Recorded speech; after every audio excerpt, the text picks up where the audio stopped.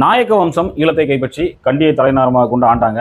அந்த நாயக்க வம்சத்துக்கும் இப்போ ஈழத்தில் இனஅழிப்பை நடத்திய சிங்கள வம்சத்துக்கும் ஒரு தொடர்பு இருக்குது. இப்போ சிங்கள அதிபர்களாக வரக்கூடிய சிங்கள அதிபர்கள் வம்சாவளியில் வரக்கூடிய எவ்வளோ பேரும் அந்த படைகளில் இருந்த நிறைய பேருக்கு நாயகி அப்படிங்கிற பேர் இருக்குது.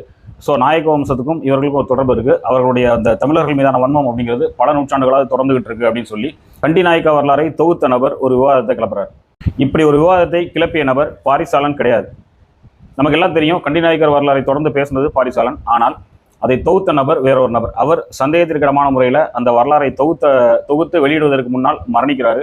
அவர் மரணித்த பின்பு இந்த கண்டி நாயக்கர் வரலாறை பாரிசாலன் பேசுகிறார்.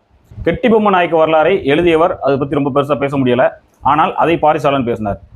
யூதாகரன் அப்படிங்கிற ஒரு நபர் தான் இலுமினாட்டி அரசியலை, இப்போ பாரிசாலன் பேசிட்டு இருக்கக்கூடிய இலுமினாட்டி அரசியலை தொகுத்து அது சம்பந்தமாக நிறைய ஆய்வுகள் பண்ணி கலாய்வுகள் பண்ணி நிறைய சோர்சஸ்லாம் தேடி எடுத்து பேசின ஒரு நபர். ஆனால் யூதாகரன் அதை முழுவதாக பேசுவதற்கு முன்னாலேயே மர்மமான முறையில் சந்தேகத்திற்கிடமான முறையில் மரணிக்கிறாரு. அவர் மரணித்தவுடன் அந்த அரசியலை முழுமையாக தன்வசப்படுத்தி தான் அதை முழுமையாக முன்னிறுத்தி தானே கண்டுபிடிச்ச மாதிரி பாரிசாலன் பேசுகிறார். இப்போ இந்த வரலாறுகள் எல்லாமே தொகுத்தது, கண்டுபிடிச்சது, அதோட தேடல் சோர்சஸ் எல்லாம் தேடினது எல்லாமே வேற நபர்கள். ஆனால் பேசி பேர் வாங்கினது யார் அப்படின்னா பாரிசாலன்.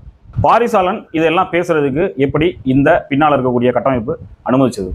இப்படி முழுக்க முழுக்க மற்றவர்களுடைய உழைப்பை திருடி அதை தன் உழைப்பாக காமிச்சு தமிழ் தேசியத்துக்குள்ள தன்னை நிலைநிறுத்தி கொண்ட ஒரு நபர் தான் பாரிசாலன்.